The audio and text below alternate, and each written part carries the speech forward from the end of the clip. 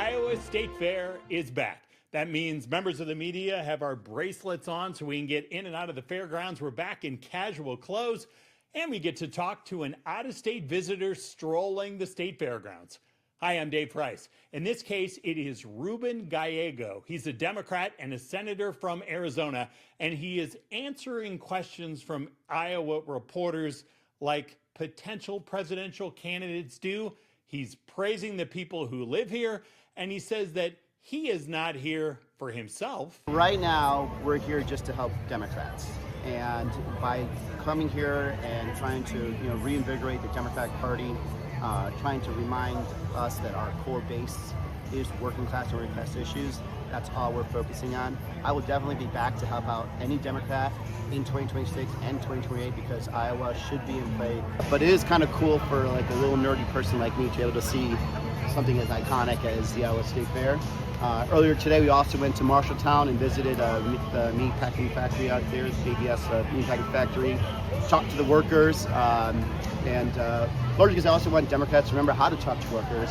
Now, in the past, Gallego has not been a big fan of the Iowa caucuses, and as we were talking to him at the fair this year, there were protesters lined up around the gaggle. Some of them held up big signs. On those signs included the words that Gallego tweeted about the 2020 cycle.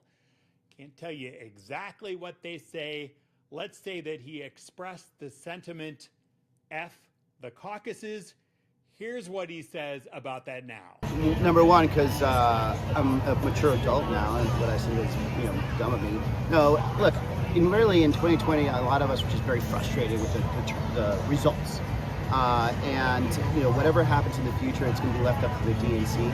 But the Democrats do need to compete in rural America, Iowa needs to be part of that team no matter what. Should Iowa Democrats move on from a caucus format and just do primary? I would leave that up to the Iowa, because they know their state better, and obviously the DNC. In Arizona, we had a caucus many years ago, but we just do mostly mail-in ballots. But that's what works for us. I can't tell exactly what Iowa Democrats want for themselves. If Congress fails to do its part. In the 2024 elections, Democrats did not do well, to put it mildly. Kamala Harris, the eventual presidential nominee for the party, was it her fault? Was it bad messaging for the party? Was it both? I think any Democrat needs to be aware of how we got here, and part of that is being honest with ourselves. We messed up, when it comes to the personal, economic, livelihood of people and families. We messed up on the border, on border security. And we ended up being the party that was no longer trusted in issues like that. And that's why, in a lot of places, including Arizona, Democrats were punished for that. And if we aren't honest with ourselves where we have failed America, we're not going to be able to earn their trust again to be put back in power. And if you look at what occurred, you had really from starting, 2020, going all the way into 2024, you have families that were really, really struggling. You have families that were struggling through COVID. You have families that are struggling through the economic, recession that happened through COVID. Then you had the inflation that came out of it, and we never kind of changed our tune to match it. We're the party that saved the country from COVID, but we never really figured out how to save the individual family from the real hurt they were feeling from the rising costs of everything.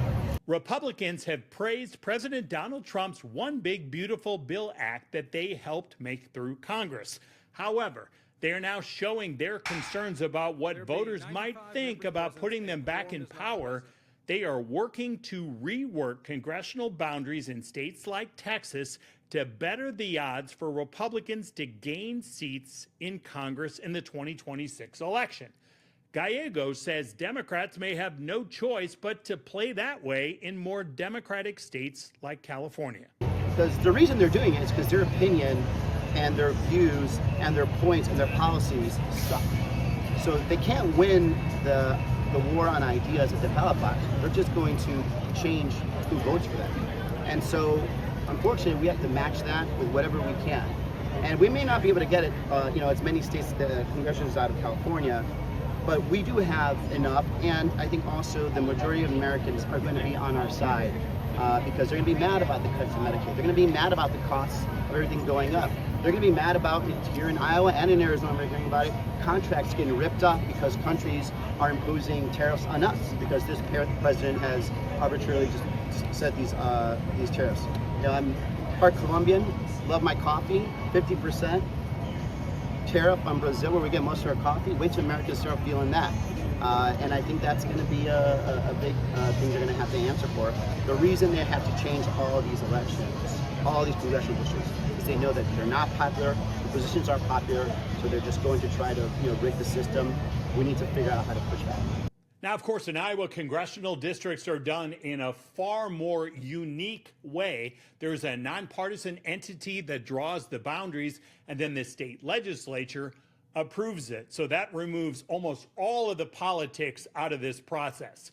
We will see if Ruben Gallego wants to come back to this state in the months ahead to see what else makes the state of Iowa unique. That is Inside Iowa Politics for this week.